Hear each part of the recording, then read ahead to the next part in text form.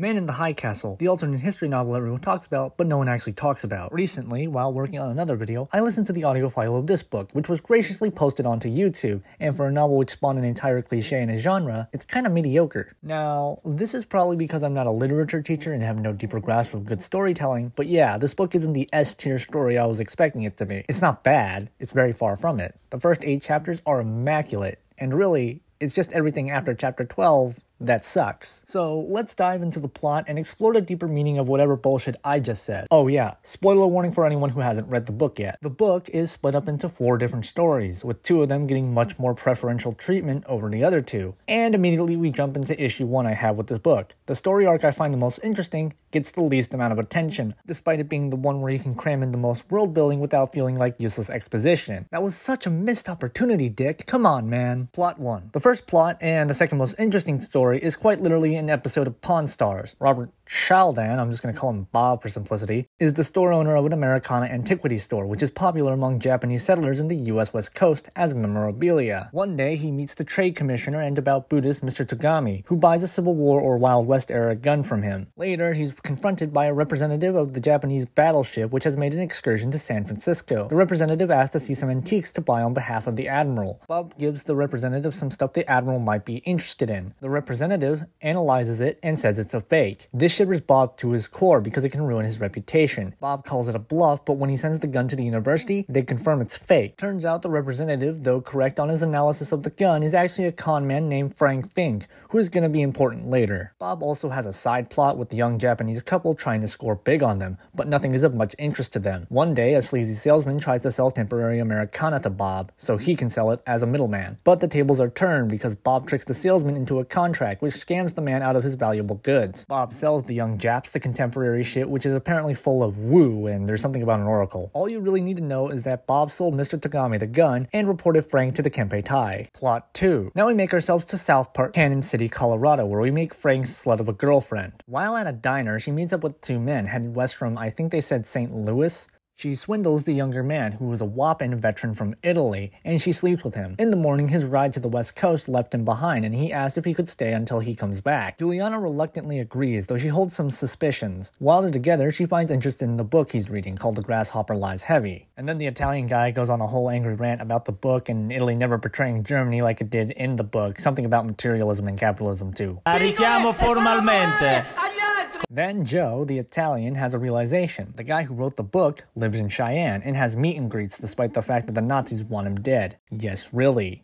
So he suggests a road trip to Cheyenne and meet the dude and ask him questions about the book. One of their stops on the way to Cheyenne is Denver. While having a good time in Denver, Joe radically changes his appearance. This makes the dumb hoe even more suspicious about his background. After an altercation in their hotel room, he reveals himself to be a Nazi agent from Switzerland. So, she kills him and now she's on the run. But authorities have all the information about her wrong, claiming she's a Mediterranean-looking woman named Juliana Senadella. So yeah, that was suspenseful. She finally makes it up to Cheyenne and meets up with Aberdeen, who is the author of the book. Turns out he's just some normal white-collar dude with a family. His castle is just a well-kept, inauspicious house, though apparently, according to his wife, they did own a tall structure of some kind at some point. Juliana asks him how he has such accurate details in this alternate timeline in an alternate timeline. Aberdeen doesn't write about our timeline in The Grasshopper Lies Heavy. He writes about a Cold War between the US and China against the United Kingdom, with the United Kingdom ultimately beating the US and China somehow. It turns out the story was actually made up by the Oracle, and Aberdeen was just the messenger. He also has this weird deal with the Oracle, that if he asks any questions himself about the Grasshopper, he will lose half the money he made off the book, somehow. So the girl instead asks the Oracle the questions she had for Aberdeen, and the Oracle reveals some Inception-level bullshit, saying something along the lines of, "This reality isn't real. The world outlined in The Grasshopper Lies Heavy is. The Allies were the victors. This world isn't real." In your head, in your head, in your head. What a hell of a fucking bombshell, am I right? The reality you live in? Yeah, it's not real. Asian Pie, this kind of sounds like a cop-out. It is. And it's stupid because it nullifies one of the good things about the book, being the insane level of integration of useless expository nonsense into the story. This level of world-building detail you can't have in a movie. Then Dick just comes out and says, "Lamal, this reality isn't real."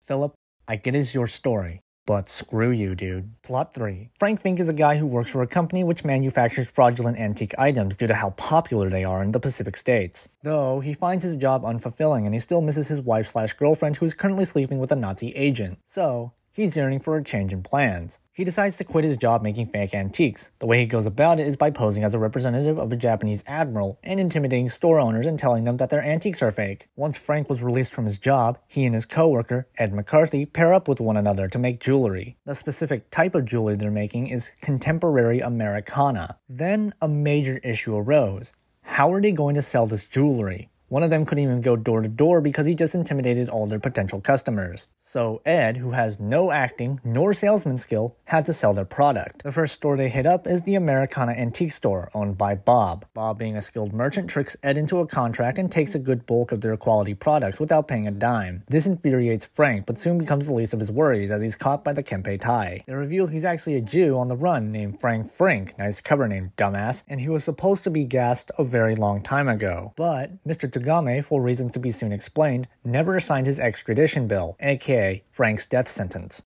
Mr. Baines flies over from Berlin to San Francisco to warn of a faction of Nazis who are planning to wipe off the map, sneaky Jap! While the hypersonic jet for commercial use is landing, Mr. Baines is being provoked by a young German artist, who kinda gets on his nerves. So he decides to tell the artist that despite Old Man Hitler winning the war, the Jews have secretly taken control of the world via deception. This plot point is almost never brought up ever again. While he's waiting for his contact to rendezvous in San Fran, who is this old man who can't even use jets because G-Force will kill him, he gets the word that Chancellor Bormann has passed away. This leads to even more of a time crunch because the Nazi party infighting won't last that long, and everyone knows that Goebbels is likely going to be the next chancellor. After a couple days of waiting, he finally decides to tell another high-ranking Japanese official about the 9/11x20 about to reign over Japan. The Japanese official he decides to meet up with was Mr. Tagame, but during their meeting, two Nazi agents try to kill both men, though Mr. Tagame shoots them with his antique American firearm. This event traumatizes Tagame, a devout Buddhist who believes that killing of any form is bad. He then rushes over to Bob's store and immediately asks to return the murder weapon, which was unsuccessful. Bob, being Bob, tries to sell the contemporary Americana to Tagame, and Tagame impulsively buys it. Bobby, you sly dog. So then, Tagame walks out of the store with the jewelry, and has what Wikipedia calls an intense spiritual experience. He dimension hops into the Grasshopper Lies Heavy San Francisco, though decides to stay in his reality. Oh yeah, Mr. Baines is revealed to be a Nazi defector to the Japanese, but that's not much of an issue because Goebbels is later overthrown by another dude, Rip Bozo, may your chin never be forgotten. And that's Man in the High Castle. I really hate how much of a mixed bag this book is. On one hand, you have great stuff. Some of the characters are actually really interesting. There's no simply good guy or a bad guy in a world ran by Nazis. An example of this is Frank Frink. Yes, he's a Jew, and he's seen as the worst thing you could be in this universe. But he's also a deplorable person by our world context too. If Frank was in our world, most people would hate him because he's an asshole, a scammer, and a racist who believes that Asians are the real subhumans who should have been eradicated in the Holocaust. And most people in this world will probably at least find one of those three traits repulsive. Another great thing is the world building doesn't feel expository. Mostly. There's this one time with Bob or Frank that's a bit force-fed, but that's about it. And the inter-character dialogue is really good, especially between Juliana, Frank's girlfriend, and Joe, the Swiss Nazi agent. But then on the other hand, you have the fucking Oracle, which I have no idea how that works. Yet, it's essential to the plot. You also have all the inner monologue philosophy, which might be deep if I believed in computer simulation theory, but I don't, so it's not. And then there's all the dimension bullshit about the Grasshopper Lies Heavy at the end of the book. To be fair, most of the grievances I have with the book don't rear their face until about the last 4 chapters. You can read or listen to up to chapter 13 and live the rest of your life happy and fulfilling, making your own headcanon of what happens next. Overall, coming from someone who is not qualified to judge this book, it's decent, and I can see why it spawned an overused cliche for internet historians and a spin-off TV show with effects that look straight out of Stephen Moffat's Doctor Who. I give Man in the High Castle a 7 out of 10. This has been Mr. Asian Pie. See you on the flip, and don't be stupid.